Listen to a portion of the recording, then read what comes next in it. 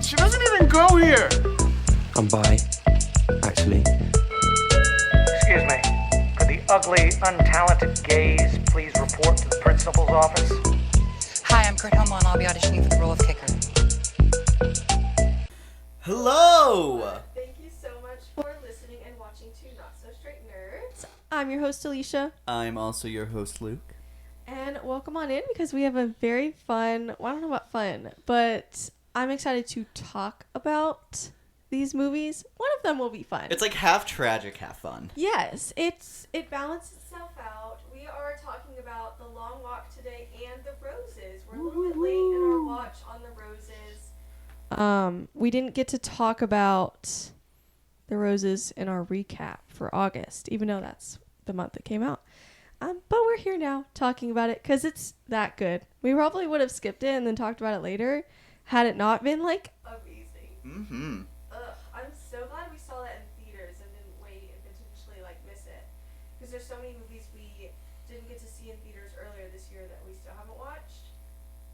Although to be fair, a lot of them are because they didn't have good reception. But anyways, you should go see it if it's still in the theater. Yeah, it's very fun. We'll get into why we like it more specifically in a little bit. But before we get too deep into the conversations of these movies... Vibe Oh check. my gosh, how are the vibes? How you doing? You know, my mic is on its last leg, but I'm watching it and she's still working for now.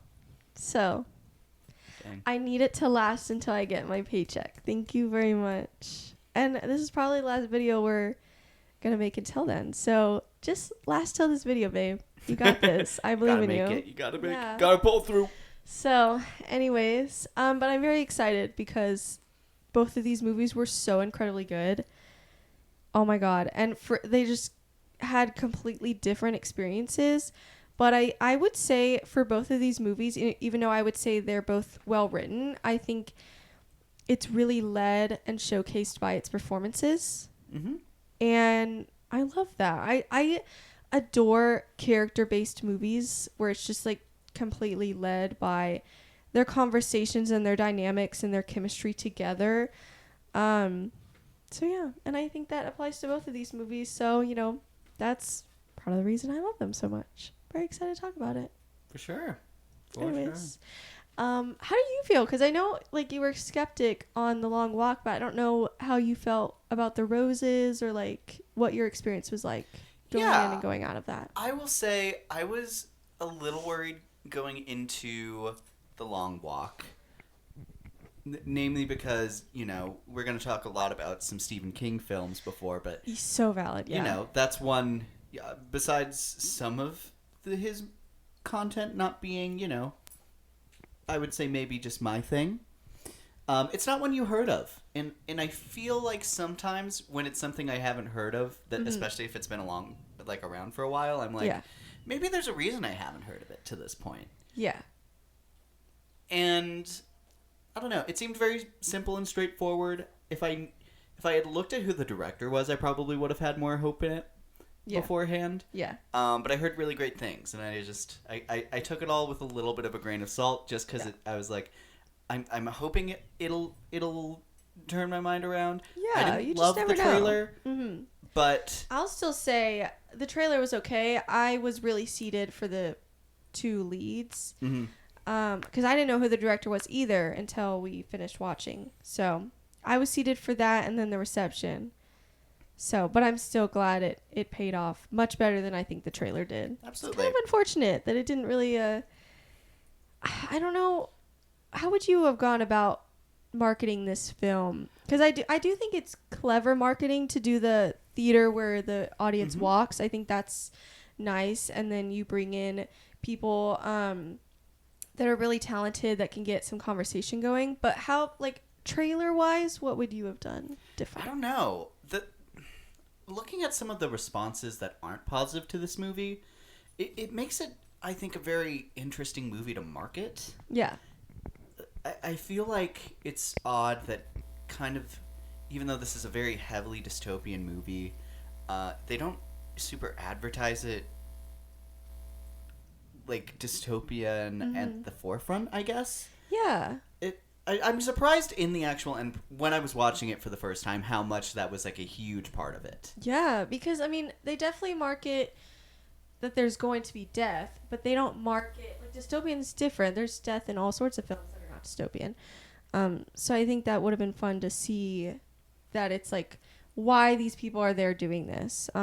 Besides just money, but like why are they that desperate to risk their lives for it? But then that's a double-edged sword. And also, I think it's fair warning. We've officially started our conversation on The Long Walk. Yeah, We will yeah. be talking spoilers, so you have been warned. You can see this in theaters right now if you have not already. And we highly recommend you do so. Yeah. But I think it's a bit of a double-edged sword of trying to focus on the fun elements of a movie. Because it's dystopian in talking about, a corrupt society and what that makes people do going to be something that pulls an audience. Yeah. So, I don't know. I don't know exactly what I would do to market this film to bring in maybe a bigger audience. I would have for sure used the director. I can't believe they made another dystopian film with the director of most of the Hunger Games movies thus far, except for the first one. I can't believe they didn't use that in their advertising, and maybe they did, but I missed it. I don't know. I feel like that'd be hard to You believe feel like that they I would would play miss that that. up. Yeah, like from the director of Catching Fire. Like list them all. That's crazy to me. Absolutely. So I don't know. I mean, they definitely advertised it was a Stephen King adaptation, but But I feel like that's not... very back and forth. Yeah, that's a loaded gun. Like, there's some great pros, but there's some hits and misses in that. Yes. For sure. So it was interesting the way they advertised it.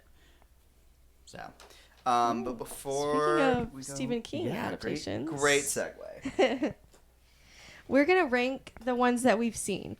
So I've seen 8, I believe. I don't know. And one of them, I've seen Carrie, like I think the 2013 version. That's still, I mean, it has to be because that's his thing. I honestly couldn't really tell you how much I felt about that film, but I can say with how bad my memory is, I remember certain scenes from that movie. So, and I watched it a long time ago. Like, I've had Letterboxd for a while, and it's not logged on my Letterboxd. So, it's been since then. So, couldn't really tell you, but I tried my best. And I have seen 11. Yeah. So- Oh, no, I've seen 9. Sorry. Okay. So, you've seen a couple more than me. So That's I'm fine. gonna. So I guess I'll go ahead and start with my Yeah. bottom 2 Sure. to catch up to you. Mhm. Okay. That's fun. I'm going to be excited to realize which ones. Because we also have, that doesn't necessarily mean we've seen 9 of the same ones. Yeah, I'm very interested to see how our So- lists compare. Yay. They're going to inevitably be different. Very excited. I know you've seen a few. Like the It movies. You've seen The Shining. Have you seen The Green Mile? I have. Yes. Okay. Very excited for that to be on your ranking. Okay. Nice. So I'm gonna start with my bottom 2. So at 11 and 10 for me, I have The Monkey and Mr. Harrigan's Phone. Ooh. The monkey's pretty low. It is pretty was low. Pretty bad, I will say. I don't know. It's like it's trying to be campy, but I don't think it's fun enough to pull off what it's doing. Yeah. I agree with that. Like It's there's not my favorite either. I don't know. Like, and we watched the Final Destinations like really soon afterwards, so it was very interesting to look at why some of those movies worked for me and this one didn't. And I don't know. I feel like the problem is this one tried to take more of a comedic approach to it, to like random deaths, and it just didn't land with the humor.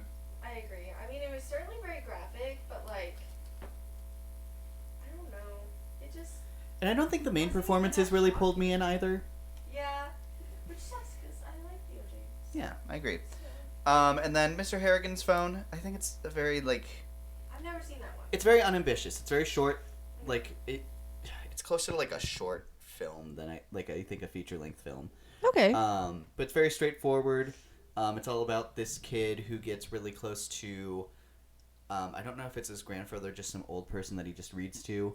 But he does that like all through high school, and then he passes away, and he gave him a phone when he was alive, and then he like gives it to him right as he's about to go down and be buried. And then Yeah. when he like calls him because he's complaining about people in his life, the phone answers, and then the next day the person that he's complaining about is dead. Oh, I've heard of that. Mhm. I've absolutely heard of that. But Yeah. I still don't think I've seen it. Yeah, it's a great pitch, Yeah. and I think probably makes for a really great story. As like a film, it's just a little unambitious. Yeah. It's not trying to be a lot. It's like, what do you do after the first? What do you do after you do the things I just said? Yeah, exactly. Like you have an act 1 and an act 2, but like if there's really nothing else that happens, Yeah, then it truly feels like it's missing a third act, but Yeah. that's because it's a short story. You are being just so the rambunctious. cat today, is being a menace. Drink You're more lucky. water or You're something. so cute. Yeah, drink more water. Also, I wanted to point out that I have read a few of Stephen King's short stories, and I've read Pet Cemetery. I've not read it because it is like 1,000 pages. And also, they do some pretty disgusting stuff to their like one female character, and I have no desire to ever read that. So, and you know what? I'm thankful to the films for not including that. As a not awesome as part 2 was, they didn't have that. So, there you go. Anyways, except I haven't seen the film adaptation of Pet Cemetery, so that's And kind of there's two funny. of them, I think. I think so. There's two of a couple of these, but I don't know. I will say, I thought Pet Cemetery was going to scare me more because everybody and their mother was saying it was going to scare me, and I feel like it didn't. So I should see the film to see if the film gets me more than books. sure. And then I've read, like, a book where it has, like, I don't even know, 30 short stories, and I think one of them was The Mist. Maybe that's why I know the phone. Maybe I read Mr. Harrigan's Phone. Oh, maybe. That is very possible, especially if it's a shorter story. So, yeah.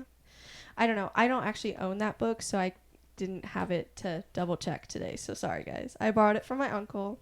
Anyways. Hey, you're number 9. My number 9 is The Boogeyman. I don't remember much at all of this film. And I feel like from what I can remember feeling-wise, I don't care to. I don't remember it being very good. I don't know. Which is interesting because I think it has an actress that I really like from it. I want to say she looked familiar from the poster when I was looking at my Can't The remember the main Letterboxd. character off the top of my head. yeah. But I remember her face looking super familiar, and I'm like, oh, I've liked her in other stuff. So that's a shame. I don't know. I don't remember much of the film, but I apparently rated it 1 star. So sorry to you. Interesting. That's pretty loud. Yeah. I don't know. At number 9, I have Carrie 2013. I was very much looking forward to watching this movie for the first time, Yeah. and I fear it was probably just adapted really badly. Probably. I mean, I remember some parts of it were really cool. Like, Yeah. whenever she, like, blows up at the party, I think that's a fun little scene that they have. Yeah. If not maybe a little long, but Yeah. I don't know. I remember that scene. Obviously, the iconic blood being poured on her.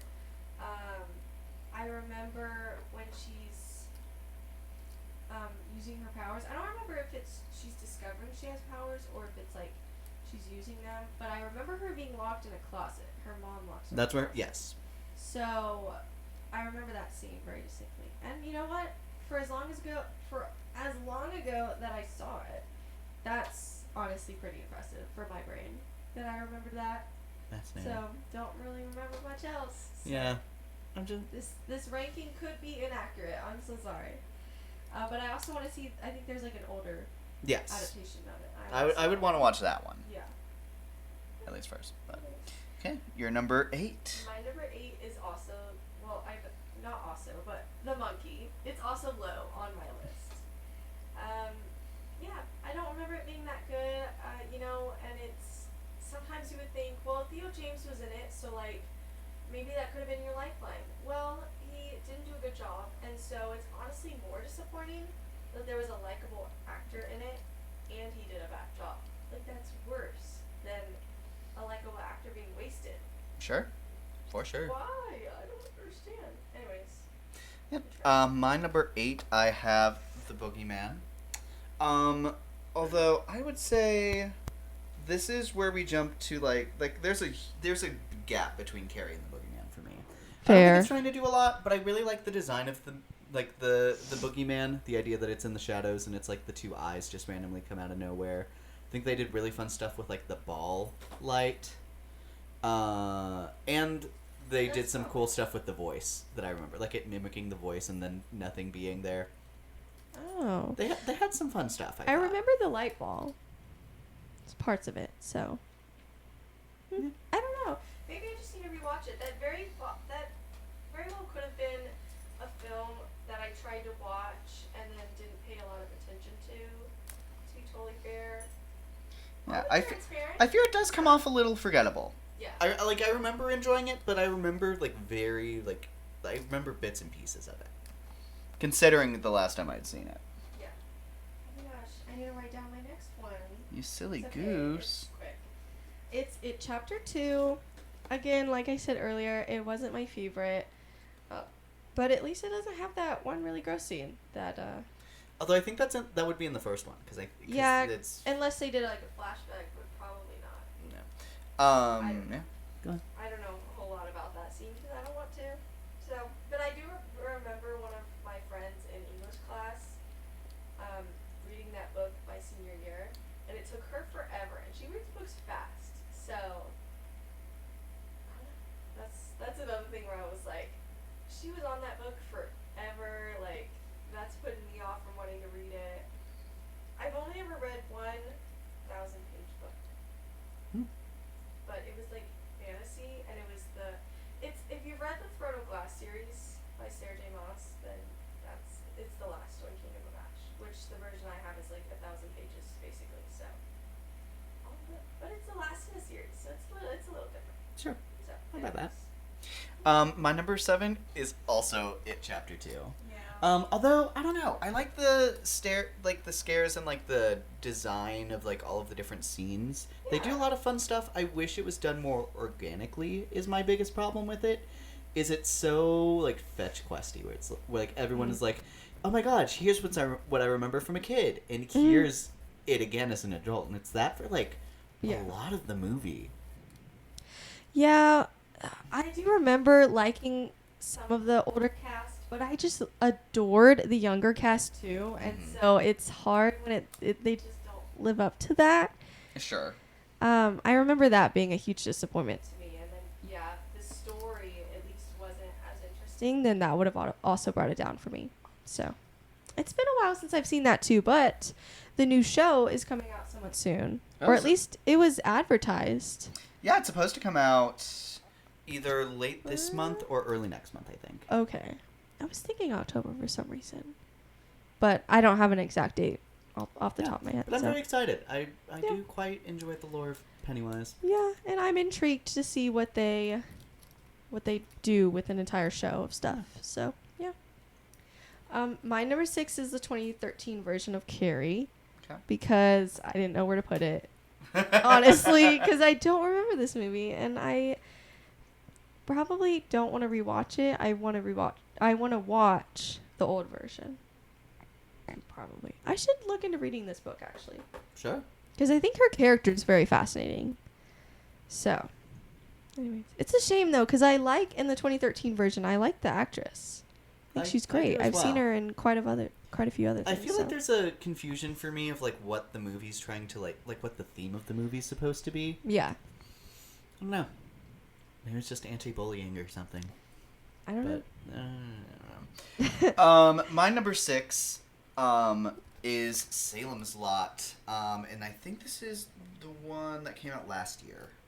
I think it was Okay, last year. yeah. It was either last year or the year before with the that. hand on the poster. Yes. Did Is you that watch a- it? No, but is that a Netflix thing?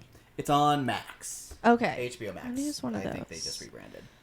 Yeah, it's very fun. It's modern day vampires. Vampires? I'm Vampire. sold. And I think I'm I sold. think Louis Pullman's in it. Ryan is from The Boys, or his brother. I get them mixed up because they're twins. The kid from The Yeah. Wait, he has a brother? Am I Yes. crazy? He has a twin brother. Oh, like in real life? Yes. Oh, okay. I was like, in the show? No. I'm like, I it's a don't pretty think stacked so. cast, surprisingly, and it's That's awesome. It's one of the most fun adaptations of vampires I've seen in a while, actually. Is it a show or a movie? Movie. Okay. And it's the second adaptation of it. The other one is like 3. The original is 3 hours long. Oh my god. No Damn. thanks. Yeah, no thank you. I don't know. Maybe someday I'll watch it, but Yeah. I don't know. I was surprised that some people were like dissing on this one, but like I think it's so fun. It's so fun. Fun. Okay, so I should definitely watch it. That was like a great pitch. Good job. Mm-hmm. I'm sold. My number 5 is The Mist. Gosh, when did I watch this? I feel like for some reason I watched this when I was taking a film class, but I can't remember if I had to for the film class or if it was just in that time and era. But I remember really liking it. Except I just like hated the end, and I knew it was coming, but I still dreaded it. And it's so crazy depressing. Have you ever seen it? I've seen the ending. That's the only thing Yeah. I know about it. Oh my god. That's why I'm like, I have to put this What are we bit. doing Because here? also you'll see with the other 4, like you'll kind of understand. But this is a good film. I think so. I liked the book or like the short story or whatever. Yeah, that ending though, brace yourself because you still won't be ready. Ending. So, anyways. my number 5, I have Doctor Sleep. I have not seen that one. It's you know it's a sequel to The Shining, right? Oh, then I've heard of it then. Yeah. Yes. Apparently I love The it's, Shining. I like, should watch that then. I think it's very divisive. People either really like it or they don't. It explores a lot more with The Shining and other people who have it. Okay. You see some interesting stuff. It follows the kid grown up with Ewan Okay. McGregor playing him. Ooh, Slay. Okay. It's very interesting. Oh, and I want to say it's not. It's either Rebecca Ferguson or the girl from F1 that looks like her. Oh, Carrie something. Yes. Either way, they're very great in this role. Awesome. She's the antagonist. And she has, I'd believe it for either one of and them. she has so. such a great little pointy hat. It's so great. Okay. And you get to I'm like gonna have meet to watch like some of Someone these. who's like the prodigal like expert of The Shining, really young. Some really fun and interesting stuff. It's And my you get- fault. I'm playing. And with you them. eventually get to go back to the hotel, and they do some Sure. even more fun stuff there. So Very fun. You said it was a show. movie. Okay. They're all movies. Sorry. Oh, they're all movies. Okay. Honestly, good because I didn't even look if I had seen any shows either. So. Goober. Mine are all movies too. So my number 4 is the first It movie. I think this is a great movie. I remember trying to watch it, I think around the time that girl in my class was reading the book and being freaking terrified when he goes to bite off the kid's arm. Mm-hmm. And I turned it off. I was like, this is too scary for me. And then COVID hit and nothing could pierce my skin anymore. And so I watched it. Yeah. And I'm really glad I did. Because I feel like it didn't scare me as much the second time. I don't know if it's because I had already seen it or it just grown up. But it didn't. And then I got through the film and I think it's great. I think it's, one of the highest grossing horror movies ever for a reason. So, Absolutely. And such Yeah. a great coming of age story, even though it's R-rated, which I think is always bold. what a great, young cast. Mm-hmm. They're so good in this movie. So, yeah. Absolutely. And I love some Finn Wolfhard. So there you go. My number 4, I have. The Long Walk. Purr. Okay. Yep. I'll spare a lot of the details because we're gonna deep dive into it in a little bit. But really great, such a great cast. They sold me on the premise, honestly, really quickly. Yeah. Yeah, and it's some of the best. Best performances of the year so far. Oh I my would say. god. At least one, if not 2 of them should get noms for sure. Yeah, I'm very interested Oscar to noms. see the longevity of it. I'm being attacked. Clearly. Okay. Is it my turn already? Yes, Oh gosh. you're number 3. I promise he's not going to want to cuddle when I'm done with this. So he just wants to cuddle right now. My number 3 is The Green Mile. And I was debating whether to put this 3 or 2. And and it might just be recency bias. So we'll see. But oh my god, I love The Green Mile. So freaking sad. Prepare your tissues for this one. But great performances. A Tom Hanks movie if you love Tom Hanks. And yet he does not give the best performance in this movie, which is crazy. He is pretty talented, so that's pretty good. That's pretty hard to do. God, this I literally like. I just like can't. This is another really depressing movie, like The Long Walk. So Yeah, I don't know, absolutely. but it's really well done, very Yeah. powerful. So My number 3 is also The Green Mile. I agree with all of those points. The performances are Yeah. all really great. I didn't know what to expect going into it, so it was very surprising what the movie ended up being. yeah, me neither. So, So great, very emotional, very moving. Bless you. Oh my gosh, trying not to sneeze. Okay. My number 2 is The Long Walk, and like I said, it might be recency bias, so we'll see. I don't know. I did just see it, but I really, really liked it. I was hoping I would like this film, and I came out of this loving this film. I gave it 5 out of 5 stars, like, and again, we'll see. Maybe I'll rewatch it later down the line, and we'll see. But God, the performances are so good, and the writing is so good. I think it's impressive in itself that, you hear this movie about a long walk, and it is like 2 hours, something that. like that, almost 2 hours. And you're like, how is this not going to get boring really fast? And it never does. And I think that's insane in itself. At least it never does to me. And I think that is partially because of the performances, but I do want to shout out the writing as well. The writing is insane. And I need to watch videos of the cast talking about this film to see, like, if so, how much anything was improvised as well. Because, God, this was so, so great.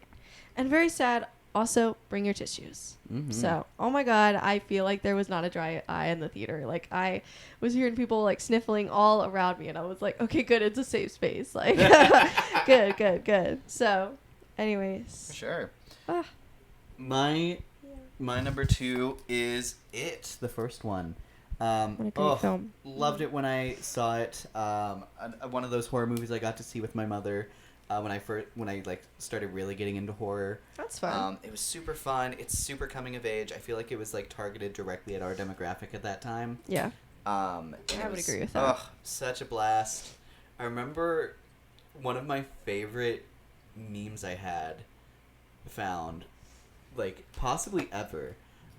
It was, like the Nestle Crunch bars that they used Yes. to have? Well, there was a logo, there's like the song to it, That's Why I Love Nestle Crunch. And then it's supposed to be the person biting into the candy bar because it's crunchy. But then it cuts to it biting the kid's arm off because it's... God. And then it plays the scene of him being dragged under, and then it's like, Nestle Crunch Bar!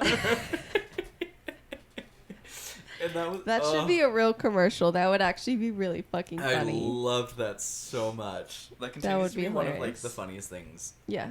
I might have ever seen. Yeah. That's But- awesome. Yeah, super great. Oh, I loved it. Here's our final. Oh wait. Are we Oh my ready? God! for it to I be the revealed same? my number one, and you weren't ready. I'm so sorry.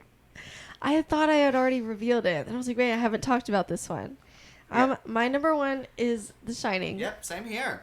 Ah! I mean, it's a classic for a reason. It's just like, oh my God! Of course, I'm blanking on it now. The Silence of the Lambs. Yes. It's just like they're so good and well remembered for a reason. Well, Classics, and they stand the test of time. well, that's the. Did you hear it got nominated for Razzies when it first came Really? out? Yeah. That's crazy. That is well, you insane know to what? me. Good thing we appreciate it now. Yeah. So, I don't know what they were smoking in that year, but That's that is crazy. a masterpiece film. well, I mean, do you remember seeing something about? I think it was Halle Berry winning like an Oscar and a Razzie for Worst Actress in like the same year for the same role. I think that's a thing. I think I'm thinking of the right she person. got a Razzie, I think, for Catwoman. And I assure you that did not win. No, I don't know, man. I'm pretty sure there's something about that, though. But obviously, it would not be for Catwoman. I know she at won least a the Razzie Oscar for part. Catwoman. Yeah. At least not the Oscar part. So, I don't know. Anyways, but yeah, the Razzies are kind of funny. Like Tom Cruise has won a Razzie, I think. So like, whatever. Yeah. You're like, okay, it's Tom Cruise, but, But this I film love is The so Shining. good. It feeds into like a genre that I actually didn't realize I really liked until I was able to connect a couple of them. Yeah. But just random kids able to see ghosts. Yeah. For some reason, I Just ate really that like up. it. Yeah. Her? I mean, I don't know. We could honestly make it. We could watch The Shining and then make an entire video on it. It's so good. So same with Silence of the Lambs. We should do for October. We should do a top 10 scary movies kind of thing. We Yeah. should. That Although would my actually thing is, be I don't fun. think The Conjuring. I think other than the finale, I don't think it's all that scary. But that's just because I didn't It's watch true. it when it did come out. But But, I still it's okay. love that movie. It's okay. It's so good. It doesn't have to be scary to technically still be a horror movie. It's okay. We know. But anyways, Um, what are anything your else? favorite Stephen King adaptations? Let us know in the Yeah. comments below. And what do you think of our lists? Which ones are we desperately missing and That's- needing to watch? that's a great question. So, I already know mine off of Luke's list, so don't come for me. I will watch those. He gave me a good pitch, so it's okay. I'm there. Alrighty, so we already talked about our impressions and expectations for this movie, the premise, and I'm gonna start this off with a question. Okay. How long do you think you could do the long walk? First of all, I would never sign up. I have asthma. Why would I do that to myself? Second of all, not long. The second I have to go to the bathroom, I'm out. I'm fine. I'm put the gun to my head right now. No, I'll flirt with some of them for a little bit and then I'll go. I'll my time's there. It's okay. It's gonna be okay. I'll talk to Mark Hamill. It'll be okay. Right. That'll go really well for me. Yeah. I think ultimately, like most, less than a day. 12 hours. most things for me, it's as long as I'm not the first to go. Yeah, that's fair. So, as long as someone's going before me, Yeah. then whatever. I'll take it. It's okay. I'll be the first. I don't care. But I'll be the dramatic one. I'll be like, hey. And then it's your time. I So- know I'm nowhere near winning, but I feel like it's my competitive nature to say I'd last somewhere between a day and a day and a half. Okay. I Perfect. fear it would be sometime at night that gets me. Night or early morning. Yeah. Oh, it'd be that cliff, if nothing else. The cliff Oh my would- god. As soon as I get to the cliff, it's over, but... So, oh my god, as soon as I see the cat, I'm like, okay. You stop to pet it? Yeah, stop about it. I'll take my 3 warnings and then step away from the cat just enough so they don't accidentally, take it out too. Sure. Just me. See, now I'm not riding and the cat doesn't want to lay with me. Typical. He said, you had your chance and sorry, it's gone now. I'm sorry. Yeah. Anyways. But I was also very surprised at how well maintained the long walk was in the movie. Yeah. I didn't think that they would just be able to call for rations and water. I thought it was Yeah. come prepared, bring what you will. Yeah. I will say it does make me question why some of them brought so much stuff. Because I'm like, what was in all of your bags? Especially when it was raining and most of you didn't have ponchos or anything. What did you put in your bag? Yeah. I would have just got a utility belt, Fanny pack. Because what do you need? You have company around you and you're taking a walk, so you're clearing your head anyways. And then they provide you water and food. I would bring sunscreen. You can wear layers and then have a bag just to put your layers in if it gets hot or whatever. And then what else do you need? A bucket hat. But you can wear that. You don't need a bag for that. Why is your bag stuffed? Anyways. You tell him. Whatever, it's fine. It gave him the opportunity to basically do the Wakanda Forever pose like 90% of the movie, which is Hey, really game. funny when that was pointed out on Twitter. I'm like, I'm glad I'm not the only one that thought that. I was like, okay. Anyways, it was kind of funny. The whole movie. And I like that it's the neck down. Yeah. He's like, I'm doing like a shy Wakanda Forever, you know, like Wakanda forever. for the year, maybe? Wakanda for the 5 days we go on the long walk, or however long it was. Yeah. Anyways. Yeah, so I think how well fleshed out the premise was. I really enjoyed. Yeah, and you know, the bathroom question was answered. Very much so. Yeah. So, God, I guess we're getting into spoilers. So, that one guy who had diarrhea, I'm like, I need them to kill him already. Like, I'm That's- so sorry, sir. Like that, what a horrible way to go out. But like, I need you to be murdered right now. I need this to stop. I was wondering how in depth they were gonna go with that. Yeah. Because I think I don't know. I feel I personally have such a weird thing with like, I don't even know if it's necessarily like just bathroom humor, but like anything that has to do like with, you know, excrement, as I'll call it. Okay. I don't know. It like you have to give me a really good reason for like me to spend time in this like Yeah. around this. Yeah. For me to not be like, this is dumb and I feel uncomfortable right now, and Yeah. I don't know. I feel But- like for a film like this, they kind of have to, you know? I think it actually adds a really interesting element in the way that it's, you know, it is,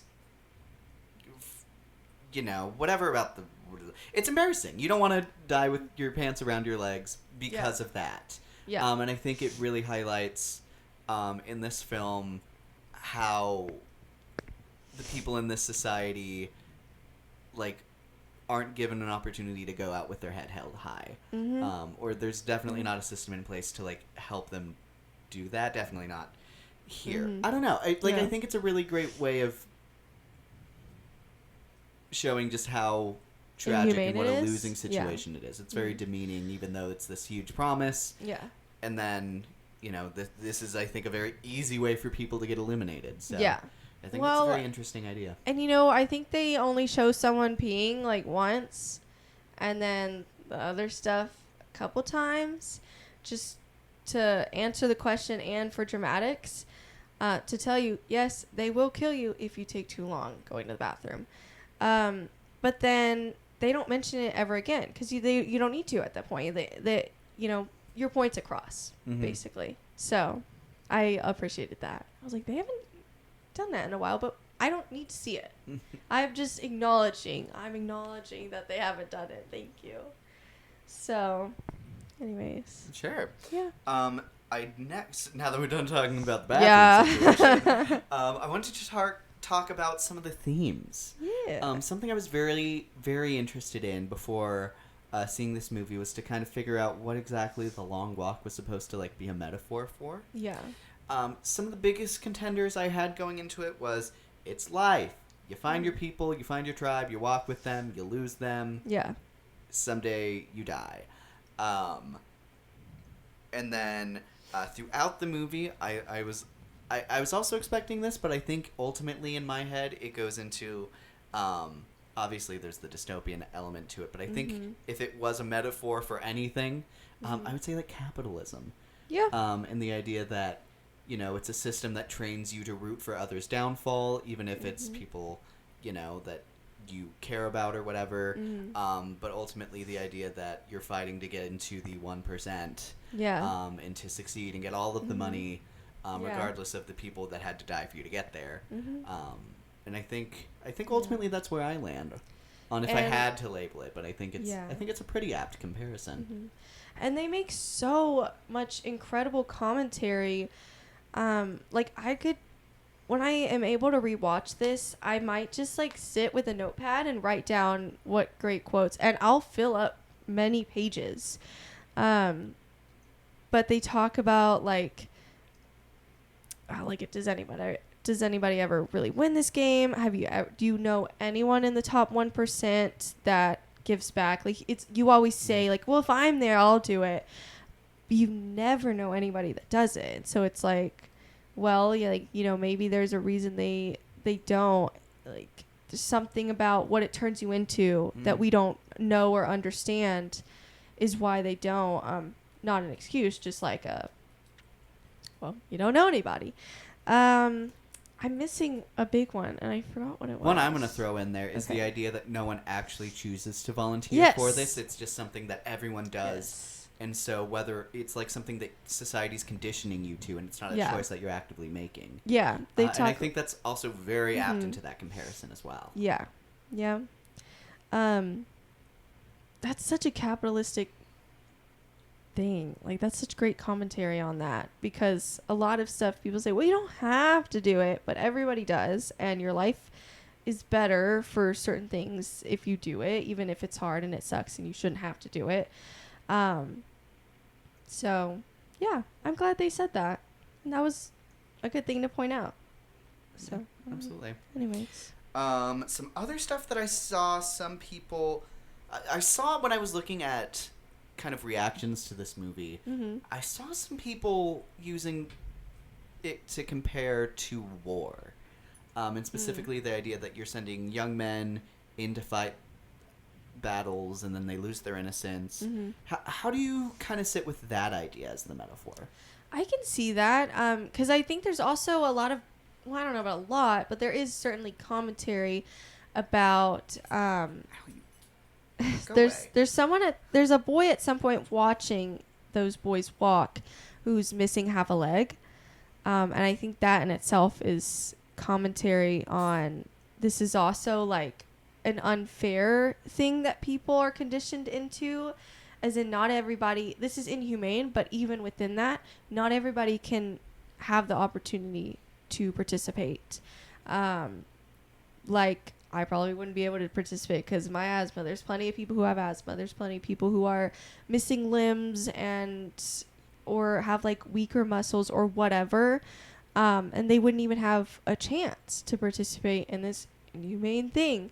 I have to wonder, I wish Hunger Games would have noted on that a little bit more, because, I mean, I'm sure they have disabled people, and, you know, are they still voluntold for the games? I would assume so, because of how horrible and cruel. I think within Hunger Games, there's also an element of they wouldn't last long in the conditions that they're given. Mm-hmm. So there's that. Yeah. I don't know. I guess and maybe they did. Maybe I'm not remembering something, but I don't know. It's good commentary. Yeah. I don't know. I feel like war... Yeah, I kind of got off track with the war thing. Sorry. No, you're good. But I think war is a little bit of an odd one, especially because throughout I can this see movie... it a little bit, but... Like, it's war in the fact that there's guns, but it's the Yeah. idea that it's the guns are being held by the government being aimed at their own people. And that's not... I mean, that's possibly revolutionary war, but the whole movie is focusing on whether or not, like... is it worth it to try to fight that system? And it doesn't spend a lot of time with the understanding that the answer is yes. Yeah, I mean, I guess I can see parts of it. I don't totally see that full picture.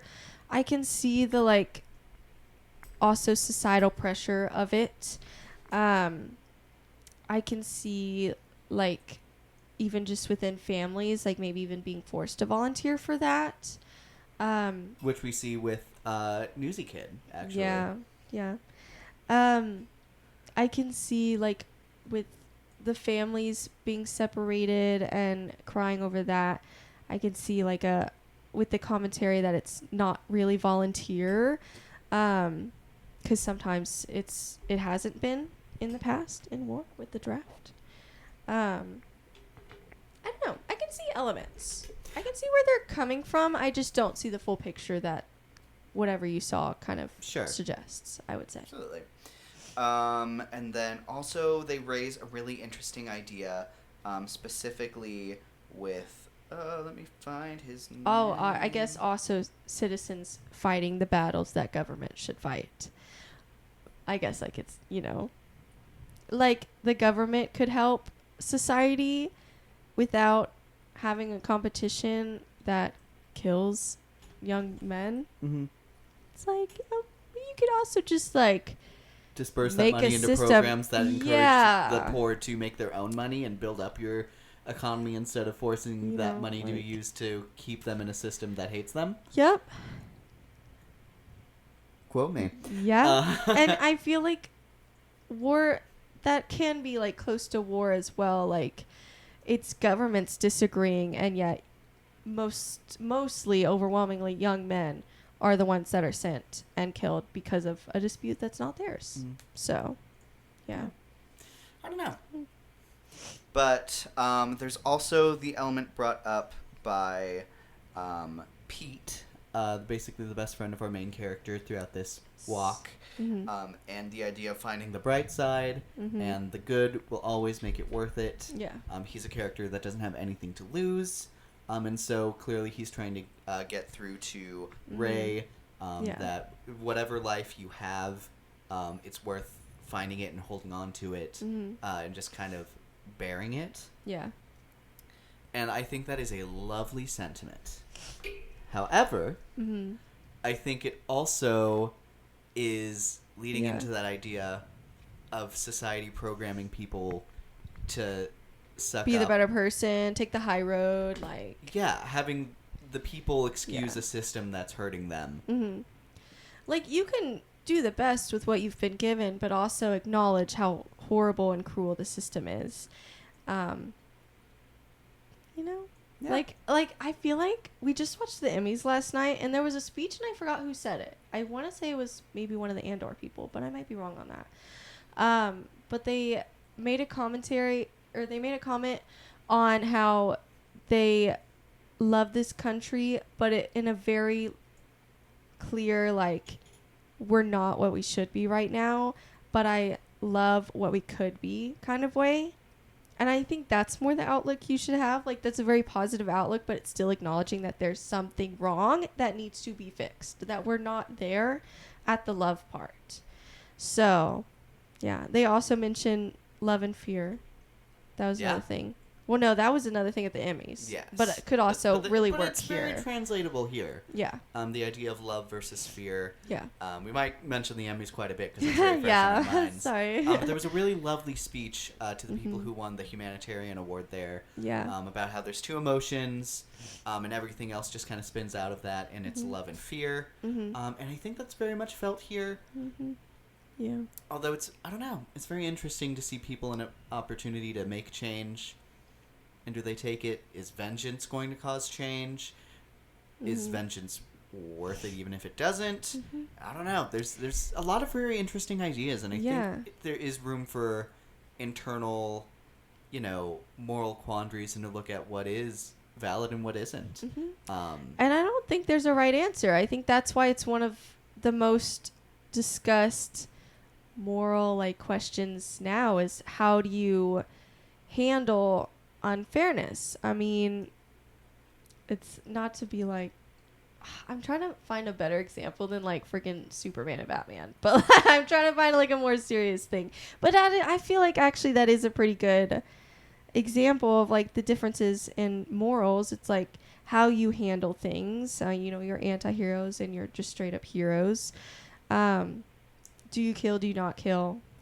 Yeah, kind I of thing. think Batman and Superman, Maybe to add in to that that point idea is bad, is but do you get justice through vengeance and revenge, or do you Mhm. get through it through righteousness Mhm. and being a beacon to inspire others to change with Yeah.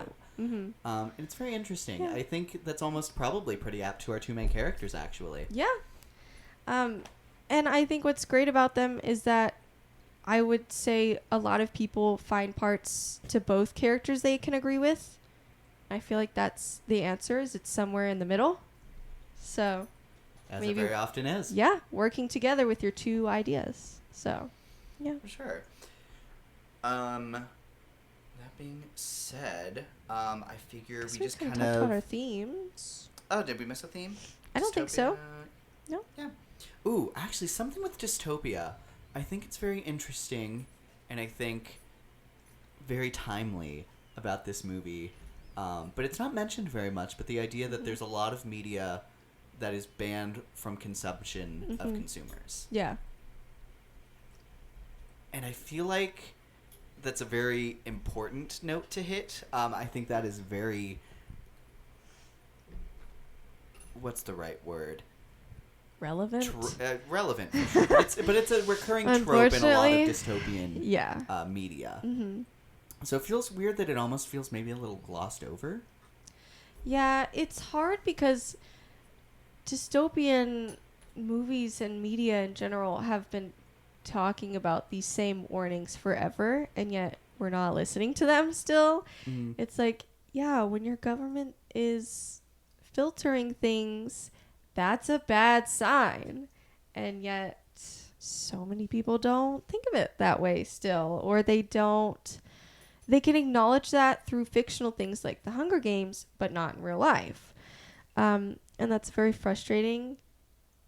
So I don't know that I totally blame them that it was glossed over, because it's like, well, it's been said before several times, except maybe say it again because people still aren't listening. So yeah, that's hard. And like, do you say it again, or do you go on and talk about something else that hasn't been said yet?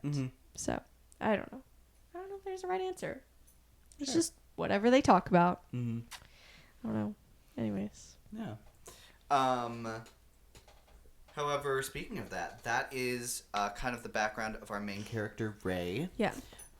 Do you think, and this is just a question, he is the only one that we really get to like physically see background of? Like we see some flashbacks back to how he lost his dad, his relationship with his mom. I would say just to kind of set the stakes for the stuff that he's kind of overlooked in his life and the things that he'd be sacrificing if he takes the action that he wants to, which is killing the major at the end of everything to avenge his father. Yeah. Do you think it was the best move to only have the glimpses be of his life? Do you think that do you think it could have possibly been stronger to see other flashbacks, or do you think focusing just on him was the better move? I don't know. I don't mind what we got. I feel like I'm not really missing anything from any other people. I feel like what we learned from other people, we got just from their conversations. But I think it was needed to see the actual flashbacks and the scenes of our main character. Because we got to see that parallel of how he viewed that situation and what that twisted him into. And then we see the reflection of Pete being like, whoa, like, he left you. Like, that was actually kind of messed up of him. Like, maybe a good sentiment to try to fight against the system, but like, then now you're here stuck in the system because of that choice. And what are you, I don't know. So I like that brought an opportunity to challenge that idea, not necessarily that his, idea was wrong, but just to point it out, a different perspective for him. So especially like having the viewers getting to see that and maybe understanding where he's coming from. But then personally, I also very much understood where Pete was coming from with that challenge. Yeah. He left you, actually. So. Yeah. And I think challenging ideas is important, and I think I really like that about the whole dynamic, kind of with all, especially like our musketeers and the ones who have a lot to do here. They do challenge each other a lot, especially our main two characters. But I will say, to add to this specific conundrum, is that regardless of what option his dad made that night, they would continue to be, his son was always going to continue being a victim to the system. Probably. And he was always still going to be in the running for this.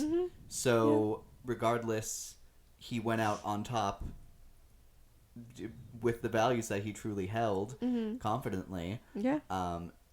And obviously he would still be alive, but there was With still that the chance choice- that the system would still get his son. Yes, absolutely. And, I do want to clarify, like, not necessarily that the dad's choice was wrong. Sure. I think it is. That's the moral conundrum. Yeah. Yeah, that is the hard part, is like, maybe it was wrong to leave his son, but also he's showing his son to do whatever it takes to fight to make the system better. And don't just live in it. So, yeah, I think that's really important as well. So, and it's also like, you had an impossible choice because of this shitty system you were in. So, like, it's not even totally your fault. Like, you're doing the best with the situation you were forced into. So, Yeah. And Yeah. I think, and actually, to even reframe this a little bit, mm-hmm. the crime was listening to music and reading Yeah. books. Yeah. And it's the system that's killing him. I feel Mhm. like, Yeah. so even reframing it into that idea, Mm-hmm. which, you know, obviously that's where we get at the end. Yeah. And I love it, like, the way they get us to there, I think is Mhm. really powerful, because I think Yeah. it's very, to me, it feels very undeniable, like how someone goes from there to where we get. Yeah. It's crazy. It's almost like they choose the things the other person was planning on choosing when they started this. Yeah, they So- really blend into each other, and I Mhm. think that's really, really beautiful. Yeah. Mm-hmm. Adding into the idea that it's a metaphor for life. Mm-hmm. And there's no right answer. It's like Yeah. you're both fighting in your own way, and there's not necessarily a wrong answer. So, yeah, Absolutely. that's great. I want to talk a little bit specifically about Cooper Hoffman. I great think it's guy. actually really cool that him and his dad both worked with this director. Yes. I actually just realized that, and I think Philip it's really Seymour cool. Hoffman. Mm-hmm. Um, Oh my God, I wanted you can go ahead, but I do want to talk about him and his dad a little bit. no, go for Once it. you're done. Oh, okay. I thought it was really sweet. There was something that came out on Twitter, like probably from an interview or something, where him and David Johnson were talking about his dad and I think the Knicks. Some basketball thing. I'm sorry. I don't know. I don't watch sports, so I don't know which team they were specifically talking about, but I want to say it was the Knicks. Anyways, how they used to go to games together when he was really young. So because I think David Johnson was trying to hate on the Knicks. And he was like, no, you can't hate on the Knicks. And then they were posting like old pictures. First of all, that's so sad. And I would hate to be a Nepo baby with a parental figure that passed away, because that would be really traumatizing. So I hope he's not on social media, quite frankly.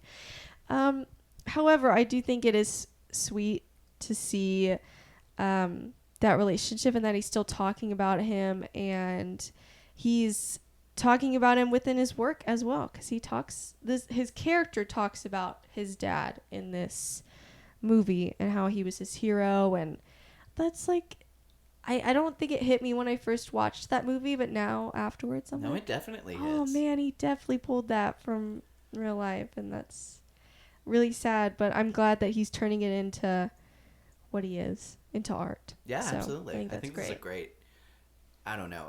Personally, I can't speak if it's a great outlet, but the art that he's creating from it is really great. Yeah, probably healthier than like any sort of violent way. You know, better art and a type of therapy than something else. So, Yeah. I want to say I think the only movie I'd seen him in prior was Licorice Pizza. Is that the same for you? I think so. I'll look it up. And let me just say, I'm so glad that he has a movie where he's such a talented actor and it isn't Licorice Pizza.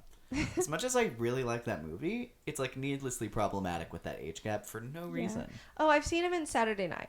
In that I didn't movie. see that. Yeah. I mean, he was good in that movie. I don't think that movie was all that great.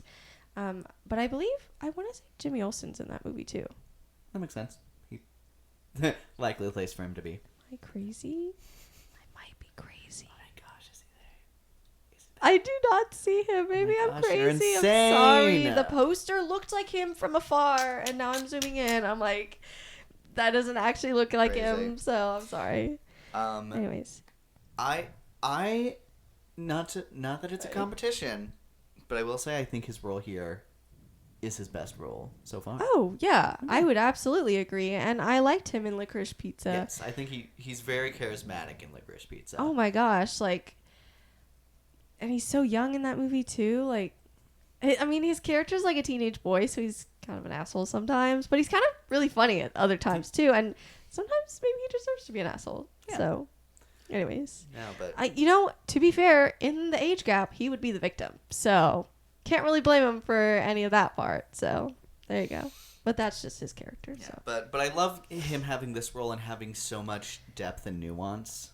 yeah, Such a great role. yeah, he does such a great job here. I will say, obviously, if I had to pick, I would pick David Johnson to get more talk, and I think he is so far. But like, like Oscars wise, if somebody was going to be picked from this movie, I would go for him. But I think it would be fun if maybe they were nominated in separate categories, or at least if Cooper Hoffman was on like the short list for one of the categories or something. So he'll have his time. He's talented enough For sure. so. Turning that over to David Johnson as Pete. Oh my god. The star of the movie, really.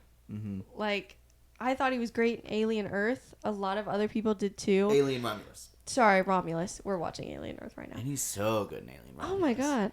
And some people, which I liked that movie, Mhm. but also I've been reading some things of people who did not like that movie. However, they're still singing his praises. And I think that's a testament to how Sure. good he is. So he is really good in that movie. There's other stuff he's in, but I don't think I've seen him in anything else. I was going to look that up too. Yeah, you go ahead and do that. He's so cute too, though. I love like the scar. I feel like I'm like sad. Excuse me. I'm sad that he doesn't have that scar for other roles because I like need to see that again. Sometimes he just eats. Sometimes people just eat a scar. You know, For sure. we just eat a look. Yeah, I haven't seen anything else, but apparently I need to. People have been posting some other stuff he's in. So Interesting. I think he does such a phenomenal role here. I think it's a really... Okay, if we're talking about the best performance in this movie, not that we have to compare two baddies. I mean, it's definitely David Johnson, though. Yeah. Yeah, Yeah. that's okay. Good for him. It is great for Deserves him. it. And like I said, I honestly am like demanding an Oscar nom. I am demanding at this point. He better freaking get nominated or I'm going to be pissed. The Emmys were, unfortunately, the Emmys voting wise and awards wise was too good this year that I fear the Oscars have to even it out and be horrible. Mayhaps. Because we just can never in an awards season have too much of a good thing, Yeah, for sure. unfortunately. So we'll see. Maybe they'll shock me. Maybe when the culture is really bad and society is really bad, maybe award season makes it up and it's really good. I'd like to think so. Who's to say? We'll find out.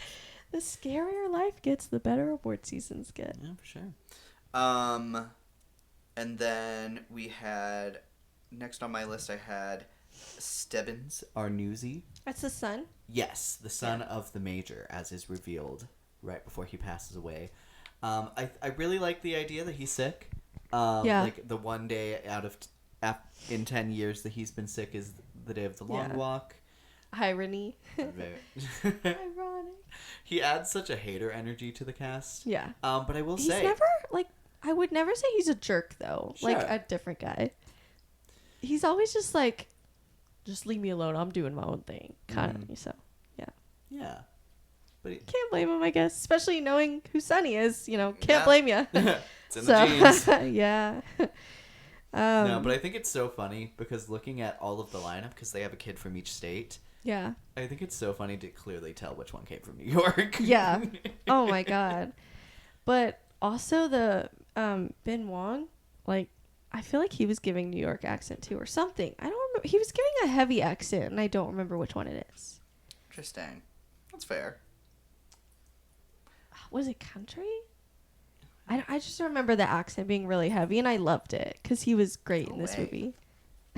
His claws are sharp today, Oh, even though I I noticed. just cut them Saturday. Anyways, cats. I also Arthur, our religious God-fearing man. Yes. His goodbye was I love very him. sad. Okay. I'm gonna see if I've seen him in anything else. Go for it. very curious to see if I've seen him in anything before. I don't think so. He was also such a cutie in this movie. Yeah, he made a really great impression.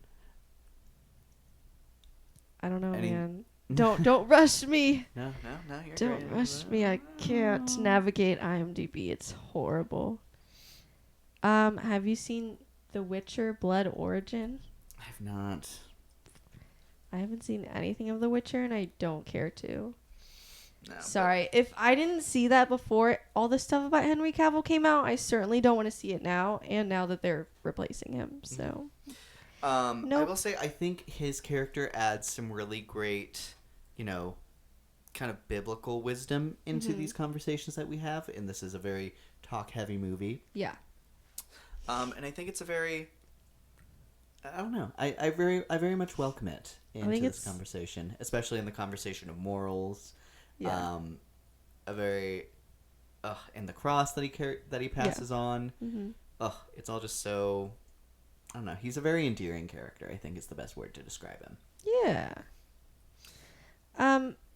And I will say, all this talk of like younger casts, talented casts, it always makes me want to bring up the X-Men casting.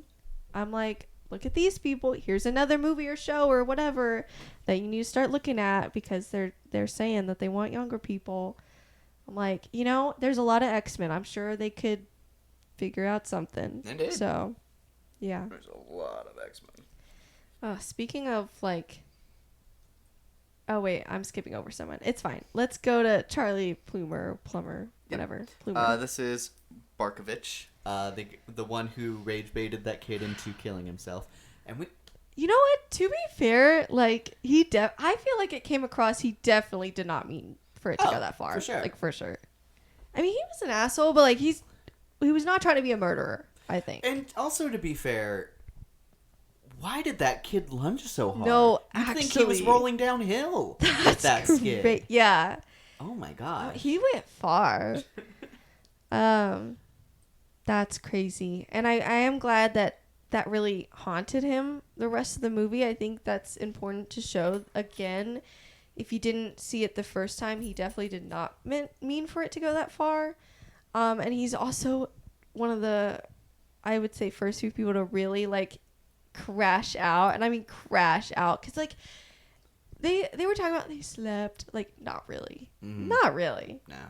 Like they're going off 4 or 5 days without sleep, and that without walking is horrible for your health. So I thought he played the crashing out moment really well. Actually, I Yeah. was like, damn. Honestly, poor guy. I was getting there. I was like, I actually do feel bad for this guy. I So- think that's what's also really great about this movie is that even though it shows people being flawed and it shows them being annoying and aggravating, Yeah. it still, by the time that they fall victim to this system, Yeah. you feel bad for them, and they're really good at playing up the sympathy, both Yeah. as an audience member and in the performances of those who have to keep walking on. Yeah, and I feel like they do a good job with that in the Hunger Games as well. Oh, absolutely. I like to compare them not only because they're both dystopian, but same director. I do feel like they showcase a lot of that. Like, even the scary ones we're not supposed to root for because they're going to go after Katniss. It's still sad when they die because it's like they're a victim of the system still. Mhm. So, at the end of the day.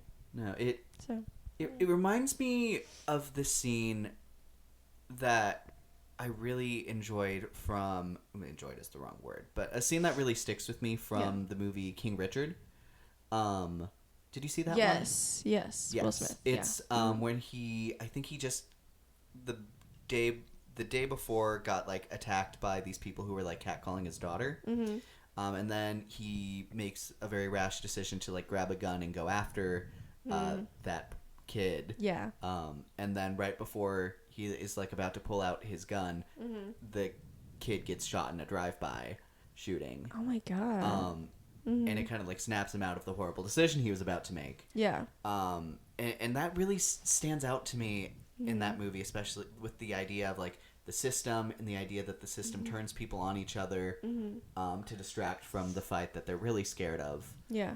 And I don't know, I love that scene so much for what it represents and what it like kind of puts the audience through. Yeah. With that, because it's Yeah. so valid. It's a horrible person who's done a horrible thing.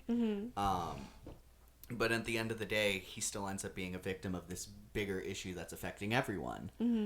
Which is, you know, essentially the pitch of the themes of this movie. Yeah. And I think I love to see that being done really well.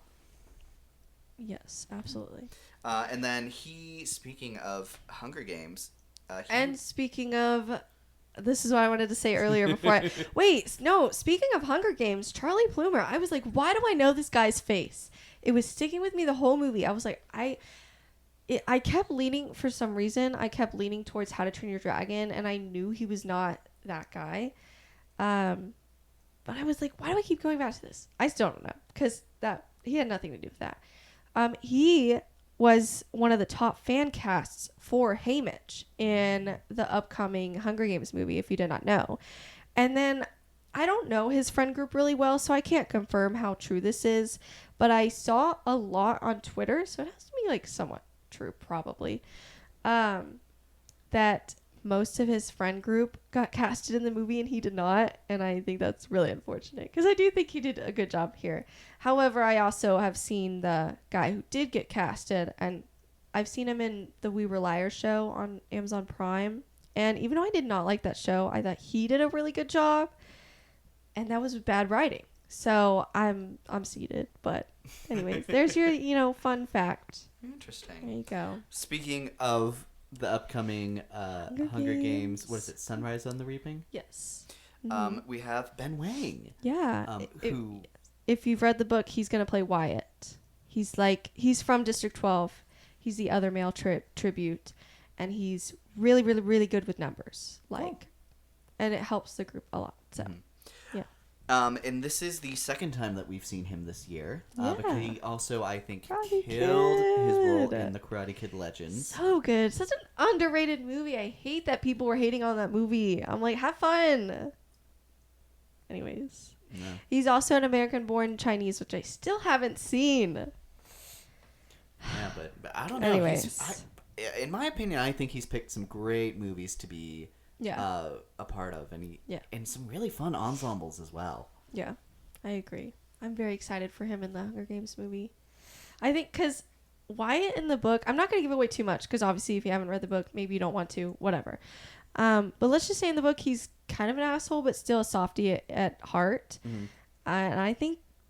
Which I think is very much his character here as Hank. Yeah. I wouldn't say he's like super, super asshole, but like he can play that. Mm-hmm. So I'm very excited to see him do that. Yeah. Can we also talk about how funny he is? Yeah. Like his deliveries and I would even say his timing is really great. Yeah, I agree. He really is great in this movie. If he had more to do, I would maybe talk about like some smaller recognition awards, but I don't. Yeah, it's not a huge role, but he does a lot with it. Like I think absolutely. Like he kills it. Like I think he does in everything else I've seen him in so far.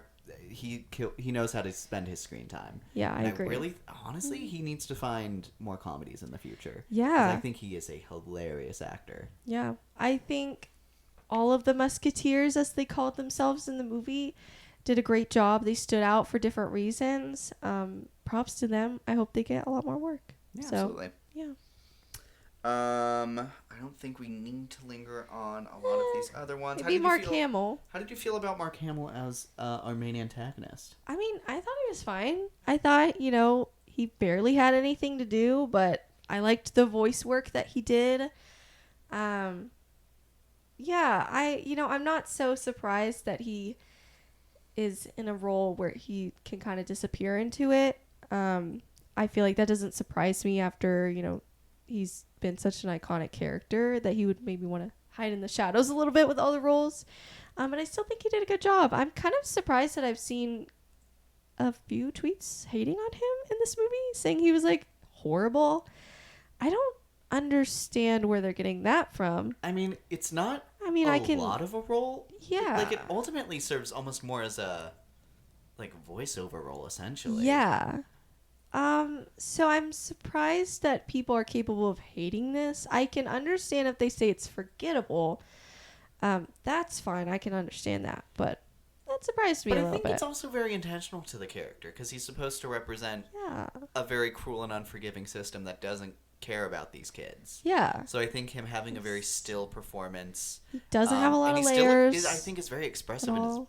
voice, even though Yeah. it's one tone, which I think. Hey, that's he was the point. Joker. Like, he can do some voice No, work. Thank you. I don't think I've ever heard his voice be as Joker-y outside of his Joker roles than it was here. Yeah. And I kind of loved it. Nice. And then also, I just want to point out Judy Greer was here as Ray's mother. Yes. Yeah. And she was also in 2013 as her gym coach, I believe, if I'm not mistaken. Okay. I've seen her in other things. I know that Yeah, for she's sure. the Ant-Man mom. Yeah, 13 going on 30. 27 dresses. I know who she is in that. She's in the Halloween movies. Jurassic World. Okay. This is Google, so take it with a grain of salt. Mm-hmm. Oh my god, one of these movies on here, the poster looks exactly like my friend who's not an actress. I'm going to move on. She's Sorry. a very fun working actress. Anyways. I don't know if she's ever had a huge moment to shine, or at least not one that I've seen, but I always enjoy recognizing her. Yeah, she did great here. I agree. And I have seen a few people point that out, which I'm glad. So, Yeah. Okay. We'll pass over the visuals. I will say, I think not the highlight here, but not. I mean, good horrible. enough. Yeah. Good enough. I Did its job. Writing. I think this writing is so great. It's very Yeah. brotherly. It's very funny, in its dialogue. Heartbreaking with I think everything that they set up early on and the things they kind of execute. Yeah. Seeing these two characters become brothers on this walk and kind of flipping where they started, I think is so well done. Yeah. I also think it's very, I don't know, intentional or powerful, maybe both. That many characters in this film have moments where they're mega in danger, like on their third warning with a gun pointed to their head, to the point where we really don't know when someone's actually going to die or not, or when it's just going to be a third warning or whatever, because it happens so often. So it's like you never really know. You never know what someone's going to do. Even at the end when you're like, oh, this person's going to sacrifice themselves, and then it doesn't work. It's like they're still getting you. sacrifice himself. No, you can't. That must be another way. No, but the writing super strong. Ugh. If any, it's like David Johnson and then writing. Yeah. Adaptation. The director, he did the Hunger Games movies. I also want to point out that he did Constantine, which is crazy to me. Yeah. And then he also did quite a couple music videos. He did Britney Spears' Iconic music videos Slave like that. for You, Shakira's Whenever, Wherever, the Black Eyed Peas Pump It, Britney Spears Circus, Bad Romance with Lady Gaga, and Beyonce's Run the World. Mm-hmm. It's so random, but like Iconic. that's Good great. for him. No wonder he got the Hunger Games movies. Yeah. So that's very fun. This weekend, It opened with Yeah. 11.5 million. It still hasn't updated from that, unfortunately. yes. So that being said, if you had to guess where this movie ends, So, because it barely has anything international added, so it's like, I don't know, because that could make or break a movie, as we've seen with Conjuring. Like, that's doing a lot of heavy lifting, actually, with The Conjuring. So, I really don't know. The production budget is $20 million. Do I think it's gonna get to $50 million, the break-even point? No. But I don't know, actually, because it's had really good word of mouth, and we both agree that it could have had better at marketing. So, and word of mouth is not nothing. And I don't know if anything super important is coming out. So, I don't mean, think there's him, any huge upcoming hits coming. Yeah, or at least guaranteed hits. Yes, that's fair. At Yeah, that. that's fair. Conjuring is still And this opened out at the there. fourth at the box office this weekend, and I think Yeah, that's insane. that's crazy. Because you have Demon Slayer opened, and then Conjuring, and Downton Abbey. Yep. So it actually does have competition. It already started at number 4. Yes, that's kind of why I'm worried, even despite the good word of mouth. I don't know. I'm I gonna feel like lock a- in. Go ahead. Unfortunately, 33 million. I was around there too. Which is such a bummer because it's, I And you think, really a just really don't solid know. movie. Well, and you just don't know, like, if international is going to pick up at all. I unfortunately think that this is a movie that just like it has, I would say, almost like a Sinners appeal, like in like its vibes. Okay. With like the American rural Okay. roads and like hillsides. I Yeah. and that did not have a lot of international pull either. Okay. God, should I go to 35 or should I go to 30? Like, that's what I'm doing right now. Higher or Ugh. lower? I set the score. God, I don't know. I guess I'll go 30. Sorry. I want to go 35, but I just don't, in my heart of hearts, believe it. And I would love to be wrong. Yeah, prove us wrong, please. Thank you. Please do. International, prove us wrong. Yeah. But Yeah, overall, that's kind of a bummer. But a B cinema score, Rotten Tomatoes a that's 90, the other thing I hate. Uh, B, that's crazy. 86 from audience, and 7.5 on IMDb. These are solid scores minus cinema. Yeah, that's what cinema shocks me. It's like, I- what do you mean? I think this and Conjuring raise an interesting idea. And I think that we've been seeing it throughout this year. There's been a question if cinema score maybe not is accurate necessarily to audience response to a movie, but it was originally used to kind of predict the legs that movies have had, and that has not been the case this year, or at least people Yeah. have been questioning it this year. So I think it's interesting. Do you think Good. cinema score is eventually gonna? Yeah. And honestly, I hope it does because it's been stupid this year. What is it? What is the Taylor Swift lyric? Like, play stupid games, win stupid prizes. Yeah. There you go. You could have been much better than Rotten Tomatoes because you had a low bar because everybody hates on Rotten Tomato. Yeah. And then you fumbled it, so I don't feel bad for you. But like we said, this did open at 4th place this weekend. Yeah, but I mean, a lot of other places this year, it's been wacky. So I do overall agree.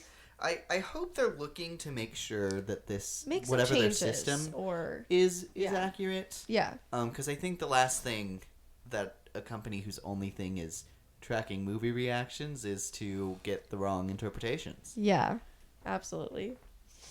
So- anyways. But I think but I overall really like the idea of their service and like what they do. So I hope they can make sure that they're staying up to date. Yeah. Alrighty, any last thoughts on The Last Walk or The Long Walk? No, we've been yapping for a hot minute about that. Indeed. Sorry, the roses. We'll do our best. Yeah, we'll go maybe a little quicker on this route, but The Roses. Your impressions before we saw The Roses. I had no idea. I really did not look into this movie a whole lot. I know we saw the trailer at some point. Because I think, wasn't this one where we actually did see the trailer for this for our draft? I feel like we did. I think so as well. We didn't pick it. And I don't know if there was just a teaser at the No, time. it wouldn't or have been a on our trailer. draft because we ended before that. Okay. But we have seen the trailer Yeah. not nearly as often, but it was in the rotation of films throughout the summer movie season. Yes.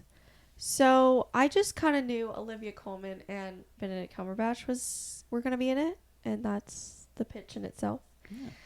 I didn't know anything else about this movie. I didn't really know what direction it was going to go in, dramatic, comedy, and you know what?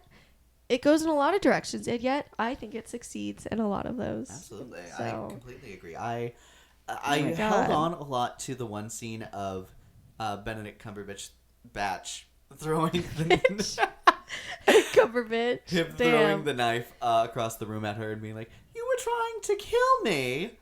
I don't know, that whole scene Yeah, I thought looked okay. really great in the trailer, and I was like, this, I don't know why. That was why I really wanted to see this movie. Yeah.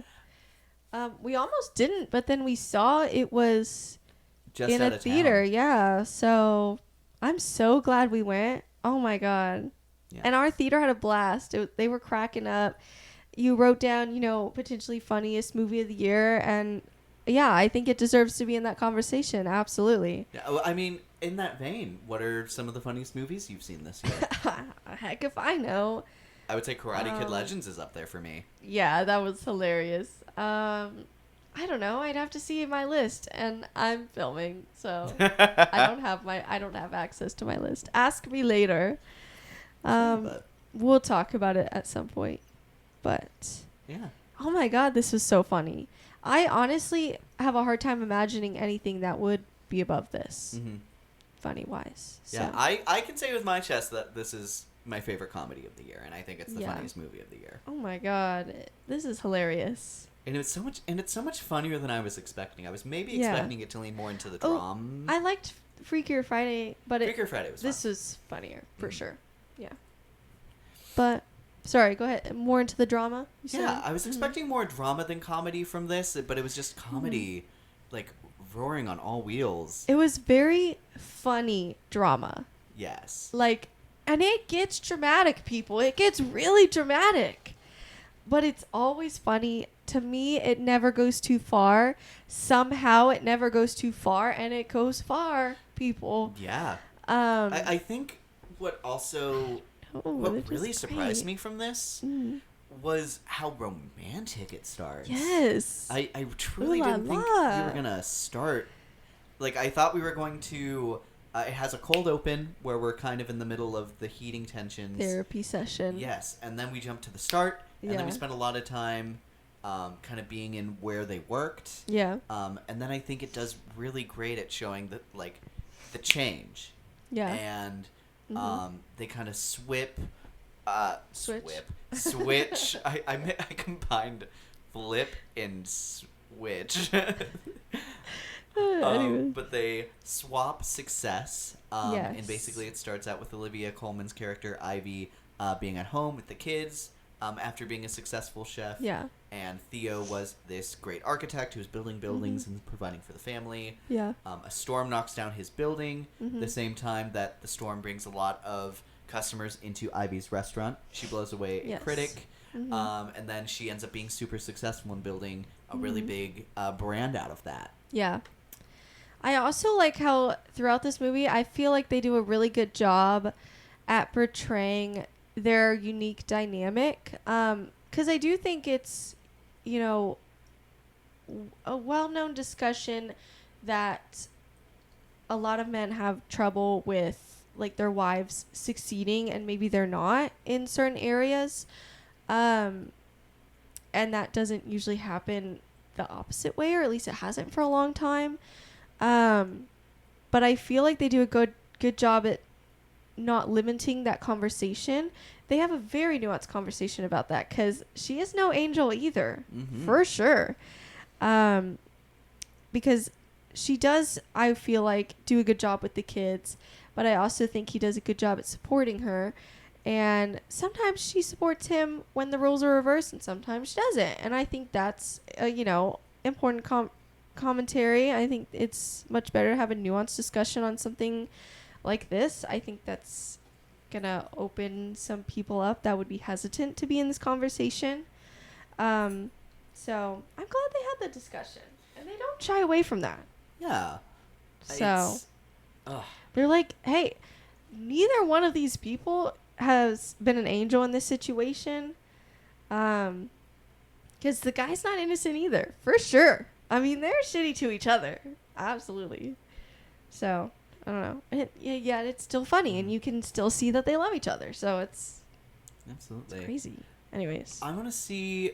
Can you remember when you were officially locked into this movie?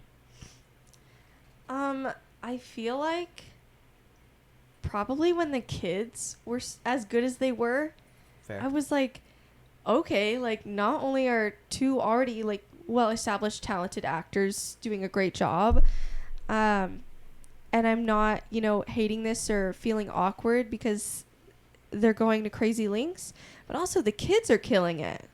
Like, that's awesome. So I think I was sold after that. and the kids are very impressive. They have multiple Yeah. kids to portray the kids growing up, and I think all actors related four to of these them. Oh kids my do God. such a great job. Yeah, absolutely. I can confirm that I locked in as soon as they revealed what her restaurant name was.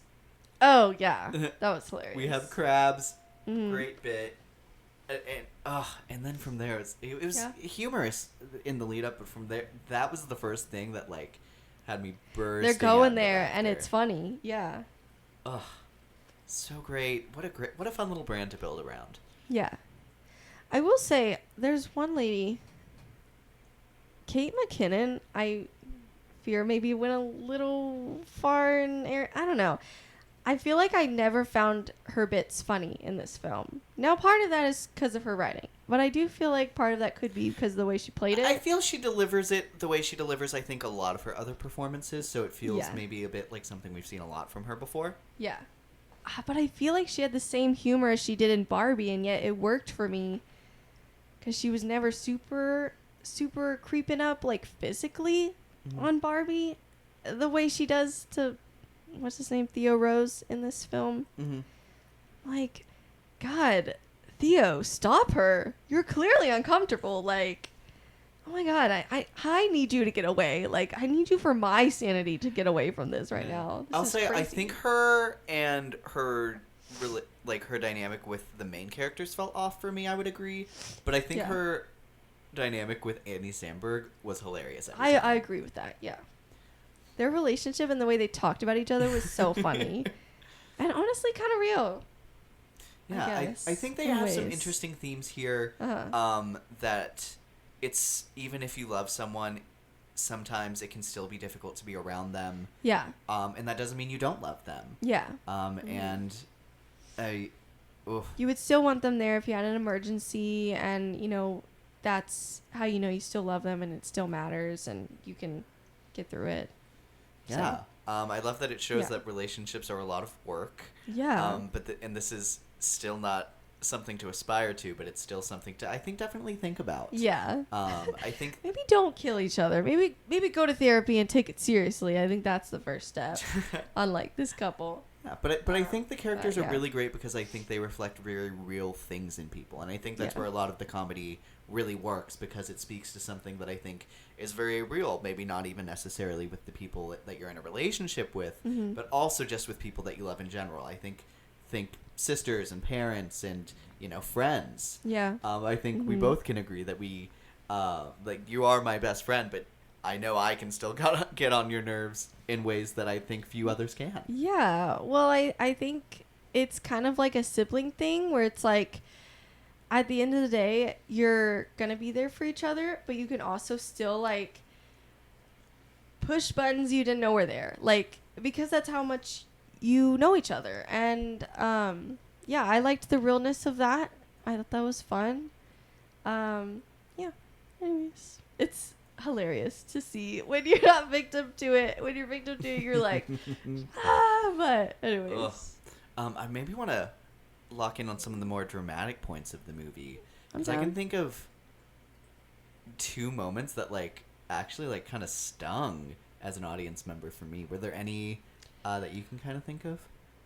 Oh, like when they were going at each other, doing things. Yeah, because basically this whole movie you're seeing a really beautiful Yeah. relationship and how it gets into a bad relationship. And I think Yeah. watching that step by step is amazing. I think when they were going through the divorce process with the lawyers, and she wouldn't let him have the house, even though that's all he wanted. I think that sucks. I always hate when people go at each other like that in divorces. It's like he's not even asking for all this money you definitely have. He's just asking for his creation. And it's so purposeful that you're not giving it to him. Like you're very much intentionally being malicious. And I think that's sad. 'Cause at one point, like, you gave him all this money to create that dream and manifest that dream. So, that was one where I was genuinely, like, sad that was happening. I think when he destroys her stove, like that sucks. And when he was like shitting on her stove and like not defending it. First of all, the stove didn't even look that ugly. So I don't know why everybody and their mother was bothered. So what if it maybe didn't like fit the vibe of the rest of the house? Whatever. I'm sorry. It's Julia Child's freaking stove. That's awesome. What do you mean Like, you have a maybe problem that's with the that? centerpiece in the kitchen that you build everything else around. Yeah. I'm like, what? Because that's also the thing, like, yeah, it can be your dream house, but also you're sharing that with your wife who's a famous chef. Yeah, like, that's a maybe great let's point. also Like, think if about it's supposed her. to be the dream house for both of you, maybe Yeah. that's something to account for when you're designing. Yeah, maybe it's a little problematic that your dream project was a house for your family and you didn't really take your family into consideration. Yeah, it's an So- interesting moment. Yeah. The two moments that like really stung to me is like, were whenever he's talking about And the and giving her cranberries or whatever it was, raspberries. yes, the raspberries. I the was like, he raspberry didn't. because I love the bit like the whenever we see it being let up in the beginning, I think that's Mhm. super romantic, and then to see it used against her there in that last bit, I was like, Yeah. oh no. I mean, it's one thing for her to Oh, be batshit crazy and do it to no. herself, but to have it done to her, oh my god. Oh my gosh. Also, you're so dumb for not checking that she signed it right before. Like, I knew she wasn't going to sign it right. that one But really he hit. deserved that. And then whenever he's talking about Mhm. the whale, and about what a spiritual moment it was, and then he ends it with, and it made Oh, me yeah. think, and Oh I could my only think of one God. thing: why am I spending this one life with Ivy? And I was Mhm. like, Oh my god. Oh. Our entire theater cast when he said that. mm-hmm. Oh, that stung. Oh, Oh my god, felt that's that one. that's something you don't say out loud if you think. You work that out in therapy. Never ever you say worked that that to out someone. with the whale. Yeah, I'm like, no, that like destroys a person. That's horrible to say to someone, even if it's true. Yeah, and so, Just say that you're rethinking your life and it's in your choices. Oh my god. I can't believe he said that. That's crazy. For sure. That being said, I want to segue over to the ending. How do we feel in To the general? death. To death do us part, literally. How do we feel about them ultimately realizing they still love each other, and that they decide to call off the divorce and work it out? I honestly am kind of glad they didn't get a chance to do that because I Mhm. don't think that was going to work out for them. I just know that wasn't. Their kids even being like, oh, thank God. Like, you needed to get divorced 10 years ago. I was like, yeah. That's when you know you need to end it. Mhm. And also, I knew the second they were pointing out it was a gas stove, I was like, it's going to burn the house down one way or another. I thought she was going to do it. And that was like I'm not. That's unforgivable. Like, I can't see that happen. So I'm glad that she's not the cause of it. Actually, he was. Because Yeah. he's the one who smashed the stove. That's crazy. Oh my God. So I think it's I think it's such a fitting ending that they decide that this was all done out of some weird act of love and that they want to make it work.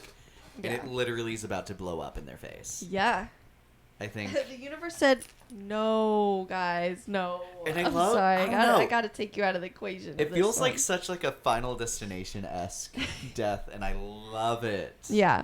Mm-hmm. Oh, It it works feels so like well this here, would be though. one of the best Final Destination deaths. Yeah, I agree. That was so funny. What did he say? Not Alexa, but whoever he talks to. Let's just assistant. say Alexa. Alexa, turn on the fireplace. And everyone's like, And then, no. and I think such a great place to cut the movie. Yeah. Oh, such a great ending. Oh my God. I love it. gosh. So It's great. hilarious. I looked at everything the director had done. I would think most notably in this conversation, he directed the Austin Powers trilogy. Yeah, he hasn't done a lot that I've heard of. But I think this And is... I've only heard of this trilogy. And I think this is much funnier than those movies. Good. Ugh. That's although awesome. he does hit some very funny moments, I think, especially in that first one. But Yeah. That's awesome. Ugh. Maybe I should watch them, but so cool. But I was very surprised after leaving to see where reception was at. yeah. Me too. I was like, Ro- okay, you people can't have fun. Critic score we had 65. Audience score we had 79. That one I'm buying more. But Yeah. critic score, apparently this is also the second adaptation of the same book, War of the Roses. It had a think I movie have heard of originally that. made. I think starring Danny DeVito was in it. Oh. I don't think he was Theo, but he was in it, and that's like, I guess, one of the more notable roles in it. I'm gonna guess he probably had Andy Samberg's role. Probably. That's what I would have guessed. But I don't know. I struggle to feel like, and I haven't seen it, but like, I don't know. This movie was just really good in my opinion. Yeah. They would have just had to not vibe with the humor, and I think that's a shame for them. I 'Cause think they're the missing humor's out. So good. Yeah. Like I truly think this is my favorite role easily for Benedict Cumberbatch, Yeah. I hope they and get it's some... a second for Olivia Colman. Yeah. I think I hope they get some acknowledgement and nominations at maybe like the Golden Globes or somewhere with like a comedy category. Maybe I- BAFTAs, Yeah. Yeah. because they are British characters. Yeah. That would be nice because I do think these comedy is underrated in general. So, and then also there's a guy from, he's in Barbie as well. Yes, he's. But I also know him a lot from Sex Education. He's great in that show. He does great work here too. He plays a very small role, but he's very fun in the role. Absolutely. Yeah, I don't know if there's the older lady, I guess, the lawyer. She was funny. Mm-hmm. She's been in She had a some great stuff. scene. Yeah. I think it was a good opportunity. I mean, I'm sure this was in the book, but if it wasn't, a great addition to the movie. That Andy Samberg was the other lawyer. I think that was fun. Mm-hmm. They had great chemistry as like opposing lawyers. Yeah. Are you looking up like budget stuff? Yeah, I'm looking up box office so far. So, this had a budget. Oh, I had to look up the budget. 30.5 million, basically. And so far it has made 41 million, and that is Honestly, 26 million international. that's really good considering it did not have a super wide release. I would agree. I mean, like we saw, The Long Walk is not even doing that good, and it has a wide release. So I'm glad it's at least getting some acknowledgement at the box office. Although that budget's kind of high for what it would need to make to even out. But I don't 2.5 is just like an estimate that we use for every movie. So Sure. I'm sure that's not accurate for every movie. Yeah, I'm sure the budget for advertising here was Probably not much that smaller. high. Yeah. But I don't if know. you had to guess where our final box office is going to be, Because this has been out a few weeks. indeed, When did this come out? Am I crazy? the last weekend of August, I want to 27th. say. Yes. Okay. I don't know. I feel like it's probably got a majority of people who were gonna watch this watching it. So I would say like maybe 55 million. Ooh, that's really close to where I was going to say. I'm locking Okay. in 53. Okay. Fair enough. Yeah, because it is Alright. doing well international, so maybe international will keep it going. We'll see. Yeah, and as someone who's been tracking it weekend to weekend, this last weekend it still made some decent strides internationally. So Good. yeah, I love that for this movie. Per- I think it probably won't reach its break-even point, but overall it's still such a fun time. Yeah.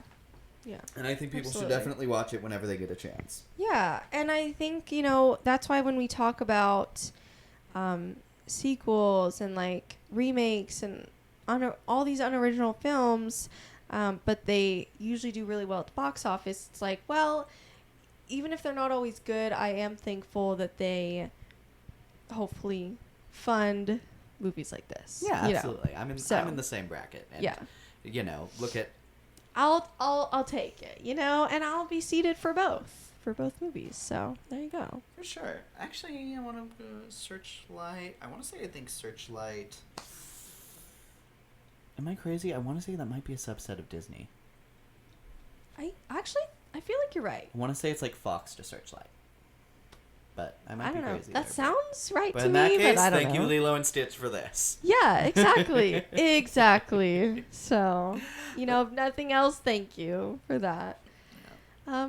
Yeah, I think that's what gonna, a fun time. I think that's gonna wrap up our conversation on the Roses. Mhm. Like Yeah. we were saying all throughout this episode, we loved both The Long Walk and The Roses. We definitely recommend seeing both whenever you can. Yeah, wildly different films. Very Get ready. different. So Honestly, it uncomparable. would be an interesting double feature. Maybe watch The Roses first, because I feel like you will want time to digest The Long Walk. You know, like Yeah. I think people were saying the same thing with Barbie and Oppenheimer. Like maybe watch Barbie first, because Oppenheimer you're gonna want to like. I don't know. I personally would want to sit with Barbie more, but that's just me as a woman. So, anyways, we're past that conversation. It's fine. With that being said, Yeah. let us know what you thought of these movies if you have seen them. We would love to hear what you think. Which one is your favorite? And Yeah. What's your favorite comedy of the year? yes, that's a good question. What are your? I think we asked this earlier, but just in case we didn't, what's your like ranking of Stephen King film adaptations? What also, since I like reading books, what books of his should I read? So, there you go. Great questions. Let us know your thoughts in the comments below. Leave a like if you made it this far and you enjoyed it. We greatly appreciate that. And until next time, I'm your host, Luke. I'm your other host, Alicia. And thank you so much for watching Not So Straight Nerds. Bye.